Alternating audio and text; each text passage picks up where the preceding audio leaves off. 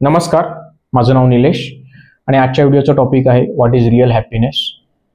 आणि या व्हिडिओसाठी बऱ्याचशा नोट्स मी काढलेल्या आहेत जेणेकरून आपण कुठलाही टॉपिक किंवा कुठल्याही नोट्स आपण मिस करणार नाही.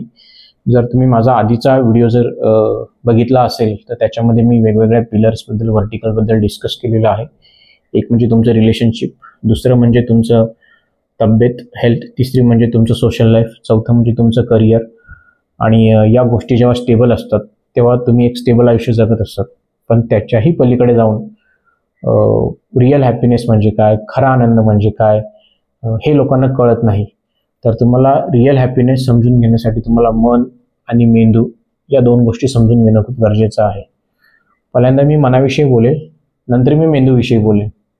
तर मनाविषयी बोलायचं जर म्हटलं तर मन हा एक असा अवयव आहे त्याचा आतापर्यंत आपल्याकडे चित्रसुद्धा नाही. म्हणजे आज आपण एवढी प्रगती केलेली आहे, आपण AIच्या जगामध्ये आहोत सध्या, म्हणजे आर्टिफिशियल इंटेलिजन्सच्या जगामध्ये आपण सध्या वावरत आहोत.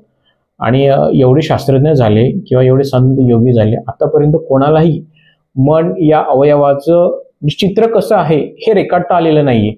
म्हणजे जर एखाद्या चित्रकाराला सांगितलं किंवा एखाद्या शास्त्रज्ञाला सांगितलं की हात कसा दिसतो, पाय कसा दिसतो, तर त्याचं एक आपल्याकडे त्या अवयवाचं चित्र आहे. पण मनाचं अजून आपल्याकडे स्पेसिफिक असं ड्रॉइंग नाहीये, चित्र नाहीये. म्हणजे आपल्याकडे टेक्नॉलॉजी खूप ॲडव्हान्स झालेली आहे. आपल्याकडे CT स्कॅन आहे, आपल्याकडे MRI आहे, वेगवेगळ्या प्रकारच्या सोनोग्राफी आहेत, अल्ट्रासोनोग्राफी आहे, एक्सरेज आहेत. पण एवढं सगळं आपण पुढे जाऊन सुद्धा मनाचं चित्र कसं आहे आणि मन कसं काम करतं किंवा मन हा अवयव दिसतो तरी कसा, याचं चित्र आपल्याकडे नाहीये. आणि मन हे ऍक्च्युली मेंदूमध्ये असतं की हृदयामध्ये असतं हेही आपल्याला माहित नाहीये.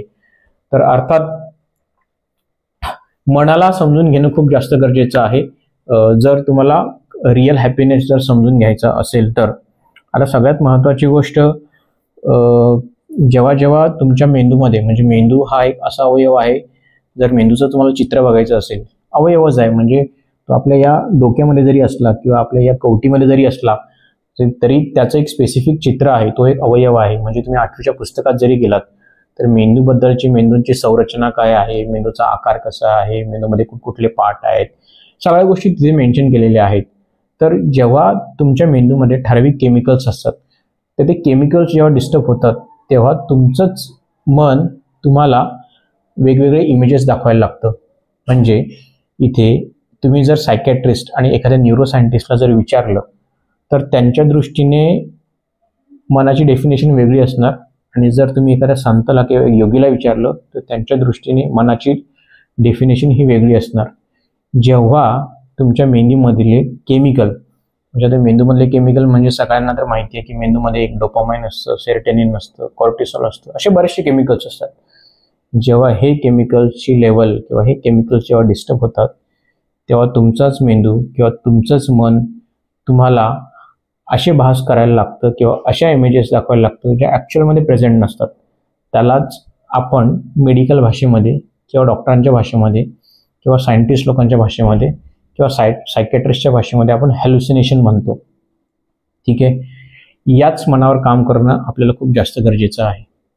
लक्षात ठेवा, या जगामध्ये खरा आनंदी तोच व्यक्ती आहे ज्याने स्वतःच्या मनावर ताबा मिळवलेला आहे. मी हे सेंटेन्स पुन्हा रिपीट करतो की तुम्ही तुमच्या मनानुसार काम नका करू, मनाला तुमच्या अनुसार काम करायला लावा. खूप महत्त्वाचं वाक्य आहे, समजून घ्या. तुम्ही तुमच्या मनानुसार काम नका करू, तुमच्या मनाला तुमच्यानुसार काम करायला लावा. ठीक आहे. आता जी व्यक्ती स्वतःच्या मनावर ताबा मिळवायला शिकते तीच व्यक्ती खरी आनंदी होते. आणि हाच खरा आनंद मिळवण्यासाठी बरेचसे लोक संन्यास घेतात. म्हणजे तुम्ही हल्ली न्यूजमध्ये असू दे किंवा बऱ्याचशा बातम्या, आत्ताच आपला कुंभमेळा झाला त्याच्यामध्ये बऱ्याचशा बातम्या तुम्ही बघितल्या असतील. त्याच्यामध्ये बरेचसे लोक तुम्हाला असे भेटले असतील की जे लोक चांगली लाईफ असताना सुद्धा सगळं सोडून संन्यास घेतला आणि एका वेगळ्या अशा शून्याच्या मागे लागलेले आहेत किंवा अशा गोष्टीच्या मागे लागलेले आहेत जी फिजिकल वर्ल्डमध्ये एक्झिस्टच नाहीये. तर ते काय आहे, तर ते लोक खरा आनंद, खरं मेंटल पीस, रिअल हॅपीनेस शोधण्याच्या मागे लागलेला आहात. तर तुम्हाला जर खरा आनंद पाहिजे असेल, तुम्हाला जर रिअल हॅपीनेस पाहिजे असेल तर तुमच्या मनावर ताबा मिळवायला शिका, रॅदर दॅन एखाद्या फिजिकली किंवा बाह्य मटेरियलिस्टिक वस्तूमध्ये तो आनंद शोधण्यापेक्षा. आता सगळ्यात महत्त्वाची गोष्ट म्हणजे जेव्हा जेव्हा तुमचं मन हे डिस्टर्ब होतं, म्हणजे मी माझ्या आता नोट्स बघत होतो त्याच्यामध्ये जेव्हा म्हणजे सायकॅट्रिस्ट जेव्हा एखाद्या पेशंटला जेव्हा एखादं मेडिसिन प्रिस्क्राईब करतो ठराविक पेशंटला, त्याच्यामध्ये तो सॅरोटोनिनचे टॅबलेट्स देतो. सॅरोटोनिन बेसिकली काय करते की तुमच्या मेंदूमध्ये किंवा तुमचा जो मूड असतो तो हॅप्पी करण्याचा प्रयत्न करतो. आणि काही मूड स्टेबिलायझर ते लोक तुमच्या प्रिस्क्रिप्शनमध्ये ॲड करतात. ते मूड स्टेबिलायझर कशासाठी असतात की तुमचा मूड स्टेबल राहायला पाहिजे, म्हणजे तुमचा मूड हा फ्लक्च्युएट नको व्हायला पाहिजे. मला सांगायचं इथे एवढंच आहे की विज्ञान असू दे किंवा स्पिरिच्युअलिटी असू दे, हे दोघे वेगवेगळे डायमेन्शन्स आहेत आणि प्रत्येकाच्या दृष्टीने मनाची असू दे मेंदूची असू दे डेफिनेशन वेगवेगळी आहे. तुम्हाला कुठली योग्य वाटते, तुमच्यासाठी कुठलं काम करतं, तुम्ही ते घेणं गरजेचं आहे. अर्थात जर तुमची झोप चांगली झाली नसेल, तुमचंच मन तुम्हाला शांत राहू देत नाही. लक्षात ठेवा मी काय म्हणतोय, तुमचा मूड हा स्टेबल राहत नाही.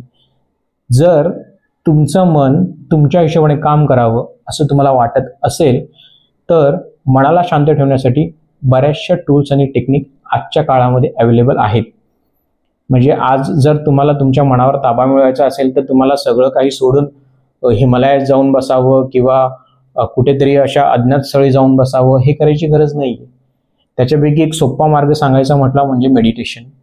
मेडिटेशनमध्ये तुमचे सगळे विचार हे शांत होतात आणि तुम्ही एका वेगळ्या डायमेन्शनने जगाकडे स्वतःकडे बघायला लागतात. अर्थात ती स्टेज खूप नंतर येते, पण मला इथे सांगायचं हे आहे की जर तुम्हाला खरा आनंद पाहिजे असेल, रिअल हॅपीनेस पाहिजे असेल किंवा खरा आनंदाची व्याख्या तुम्हाला करायची असेल तर ती अशी असू शकते, जर तुम्ही तुमच्या मनावर ताबा मिळवायला शिकलात किंवा जी व्यक्ती स्वतःच्या मनावर ताबा मिळवायला शिकते तीच व्यक्ती खरा आनंद भोगू शकते. डझंट मॅटर ती व्यक्ती श्रीमंत आहे, तिचे नातेसंबंध कसे आहेत, तिची तब्येत कशी आहे किंवा तिचं सोशल लाईफ कसं आहे. लक्षात ठेवा, हा बंगल्यामध्ये राहणारी व्यक्ती सुद्धा दुःखी असते आणि झोपडीमध्ये राहणारा एखादा साधा माणूस सुद्धा खूप आनंदी असू शकतो. हा सगळा मनाचा खेळ आहे. तुम्ही कशामध्ये सुख मानता हे त्याच्यावर अवलंबून आहे. तुम्ही तुमच्या मनाला कशाप्रमाणे कंट्रोल करता हे त्याच्यावरती डिपेंड आहे. तर म्हणजे या सगळ्या गोष्टीचं कन्क्लुजन एवढंच आहे की अशी एखादी गोष्ट शोधा ज्याच्याने तुमच्या मनाला शांतता लागेल, ज्या गोष्टीबद्दल तुम्ही ऑब्सेस्ड असणार, जी गोष्ट केल्याने तुमच्या मनाला शांती लागेल अगदी रिकाम्या वेळेमध्ये सुद्धा, आणि जी गोष्ट केल्याने तुम्ही जगूच शकत नाही त्याला मी ऑब्सेशन म्हणतो. जेव्हा अशी एखादी गोष्ट तुम्हाला सापडते तेव्हा तुम्ही खऱ्या अर्थाने आयुष्य जगायला लागतात. तेव्हा तुम्हाला तुमच्या भोवतालच्या जगामध्ये काय चाललेलं आहे याच्याशी काहीच घेणं देणं नसतं. तुम्ही पॅशनेट होता त्या गोष्टीबद्दल. म्हणजे माझ्या माहितीप्रमाणे एखाद्या कलेची साधना करणारी व्यक्ती किंवा एखाद्या फील्डमध्ये पॅशनेट असणारी व्यक्ती, एखाद्या गोष्टीबद्दल पॅशनेट असणारी व्यक्ती सुद्धा ते एक प्रकारचं मेडिटेशनच करत असते. ती एक प्रकारच्या मेडिटेटिव्ह स्टेटमध्ये असते. तर त्या स्टेटमध्ये असणारी व्यक्ती सुद्धा आनंदी असू शकते. Moral of the story, conclusion एवढंच की स्वतःच्या मनावर काम करा. जेव्हा तुम्ही स्वतःच्या मनावर काम करता तेव्हा तुमचं ब्रेन, तुमचं हृदय, तुमची बॉडी ऑटोमॅटिकली अलाइन होऊ लागते आणि तुम्हाला चांगले रिझल्ट्स तुमच्या आयुष्यात मिळू लागतात. आजसाठी एवढंच. व्हिडिओला पाहिल्याबद्दल धन्यवाद. व्हिडिओ आवडल्यास नक्की लाईक करा, शेअर करा, सबस्क्राईब करा. आणखी काही तुमच्या सूचना असतील, तुम्हाला असं वाटत असेल की कुठला तरी आणखी एखादा टॉपिक मी मिस केलाय किंवा मी ॲड करावा असं तुम्हाला वाटत असेल तर नक्की कमेंट सेक्शनमध्ये सांगा. तत्पूर्वी धन्यवाद. Stay tune.